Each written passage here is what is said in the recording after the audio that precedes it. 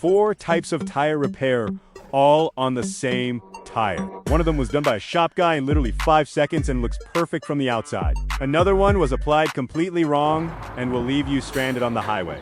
There's one that every tire shop in America has been using for 20 years.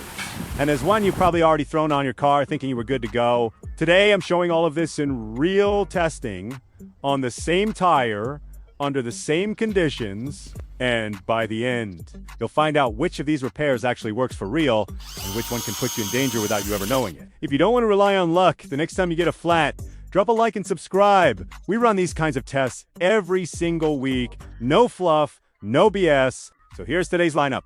First up, the screw. Yeah, that's right. Some guy literally screwed a sheet metal screw into his tire thinking he fixed it. Next comes the bad plug, that cheap rubber string that falls apart in your hands while you're trying to shove it in. Third, the solid plug, the fancy-looking rubber spike that seems more professional but has a hidden problem. And fourth, the real string plug, the butyl rubber kind that every experienced tire tech swears by. And as a bonus, because it'd be unfair not to test it, Fix-A-Flat. That little can of magic you grab at AutoZone at 11 p.m. that promises to fix everything in 30 seconds. Each method gets applied the same way. Same size puncture, same pressure. No opinions here.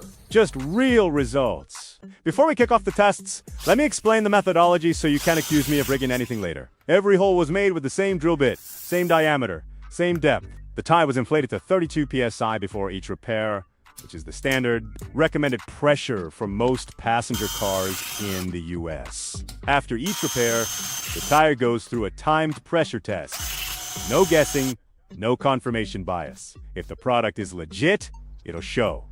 If it's trash, that'll show too. Before we get started, drop a comment.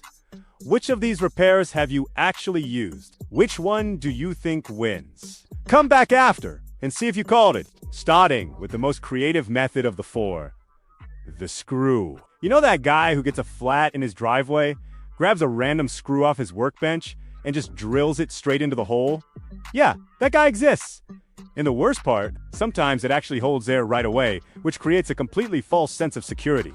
The install is ridiculously easy. No special tools, no dismounting the tire, nothing. In under a minute, the screw is in there and the tire seems fine. That's actually its one real strength, speed, and convenience. In a true emergency. Middle of nowhere. Zero resources.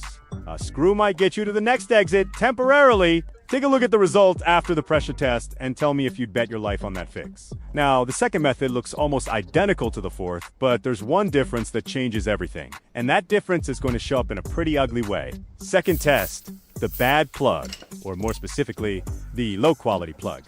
This needs some context before we go any further. The problem isn't the method itself. String plugs are a proven technique when done right, with the right material. The problem here is the cheap, dried-out version you get in a $12 kit from Amazon, a gas station impulse bin, or some random convenience store. Look at this thing. You can literally see it fraying as you handle it. The rubber is dry, stiff, zero tackiness, and nowhere near the sticky consistency it needs to actually seal the hole from the inside. The install looks normal at first. You push the plug in with the needle, pull it through, trim the excess, and it looks decent on the outside. The problem is what's happening inside the hole. The material didn't bond properly, didn't expand right. The upside?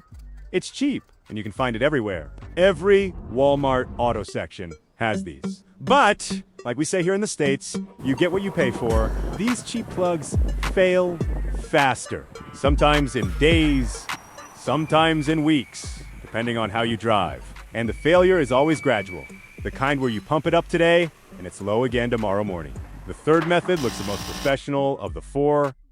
Clean finish, nice shape, tidy install, but that visual appeal is going to hide a problem that only shows up after some miles on the road. Third method, the solid plug. That compact rubber spike that looks like a little rubber bullet. Visually, this one's the sharpest looking of the 4. It goes in cleanly, sits flush with the tire surface, and gives off the vibe of a real quality repair. The install is also simpler than the string plug. Not much material needed. The needle goes in and out, smooth, and the external finish looks really clean. The real strength is the structure. It's firm, doesn't fray, doesn't dry out like the cheap string plug. For a small, perfectly circular, clean puncture, this can actually hold up really well for a long time. The problem shows up when the hole isn't perfectly circular, and most nail and screw punctures aren't. The rubber in a solid plug just doesn't adapt well. It fills the available space, but it doesn't necessarily wrap around the irregular edges inside the hole. Over time, with the flex of the tire in use, tiny gaps develop, and air starts sneaking out through paths you can't see from the outside. It might last weeks, it might last months, but it's unlikely to outlast a quality string plug applied correctly. Now comes the fourth method. And if you've ever been to a tire shop in your life, you've probably watched a tech do exactly this. There's a reason this method has dominated the market for decades. If this video's been useful so far, tap that like button right now. It genuinely helps the channel keep making this kind of content. And if you know someone who always seems to be dealing with flat tires and has no idea what to do, send them this video. Fourth method, the real string plug. Quality, butyl rubber. Applied the right way.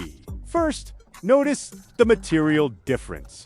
This one has a tacky texture, almost like dense modeling clay. That stickiness isn't dirt or a defect. That's exactly how it's supposed to be, because this material was specifically engineered to bond with the rubber inside the tire from the inside out. Butyl is the same material used in tire inner liners. When you push this plug in correctly, it doesn't just cork the hole like a bottle cap. It fuses with the surrounding rubber, expands slightly from the heat and pressure during driving, and creates a seal that actually gets stronger the more the tire works. The install is more involved. Yes, you'll need the right tools. You'll need to remount the hole before inserting the plug. And the external finish isn't as pretty as the solid plug. But the result on the inside is a completely different level. This is why every experienced tire tech in America uses this method. It's not tradition for tradition's sake. It's because it works, and it holds up for a long time, and it fails far less than anything else in this test. The honest downside, you can't do this repair on the side of the road without tools. It takes a minimum of prep. But if you have access to a decent tire shop, this is the only answer. And now, the bonus. That little can sitting in the trunk of half the cars in America. Does it actually work? Or is it just an expensive placebo in a flashy can? Bonus, Fix-A-Flat, or whichever brand of tire inflator sealer you've got.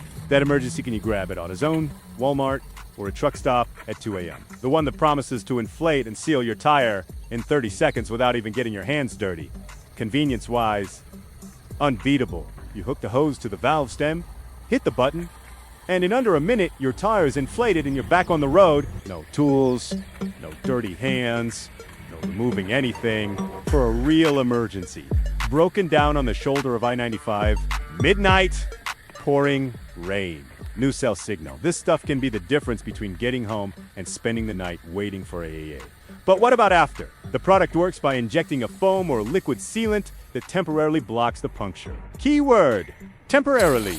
This product was never designed to replace a real repair. It was designed to give you enough miles to get to a tire shop. The problem most people ignore is that this sealant coats the inside of the tire and can make a proper repair harder or even impossible afterward. The shop tech is going to have to clean out the whole interior before they can work, which adds time and cost to your bill. Use the can as a plan B, never as the final answer. All right, moment of truth. All 5 methods went through the same pressure test.